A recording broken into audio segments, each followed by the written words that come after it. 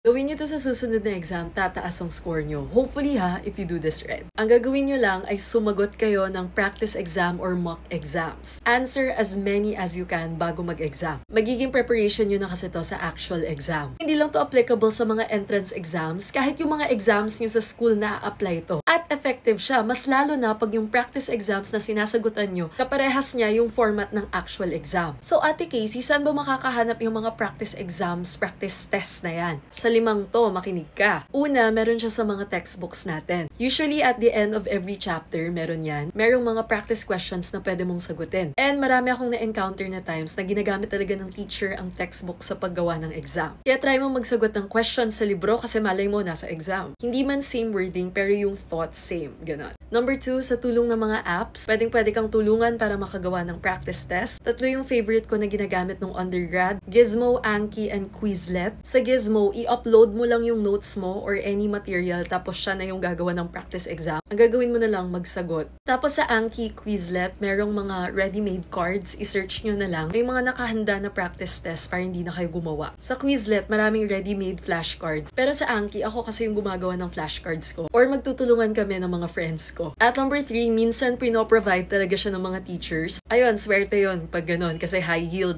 Nanggaling mismo dun sa teacher nyo na magpapa-exam. Number 4, explore nyo yung resources nyo sa school. Ang practice exam or practice test kasi sa amin, ang tawag Samplex. Yung Samplex, mahahanap mo yun sa mga organizations sa school mismo kasi nagpapa-review sila tapos binibigay nila. Kailangan mo lang maghanap kasi minsan meron, di mo lang alam na may ganun palang resources. And number 5, wala, mano-mano kayo gagawa. Ayun, sobrang importante talaga ng practice test, especially sa math, kasi the more problems na masolve mo, mas magiging familiar ka na with the process of problem solving. So you actually know how to approach a problem pag lumabas siya sa exam. Kasi nga, sinanay mo na yung sarili mo na mag-solve ng mag-solve. Tapos isa pa, pag nag-practice test ka kasi, active learning na rin yun. Kasi nga, ina-apply mo yung natutunan mo. Tapos na-address mo pa yung gaps sa learning mo kasi ina-aral mo yung mga mali mo. So to summarize, do practice test. Effective siya, try nyo. So kita-kits tayo sa susunod na video. Follow for more!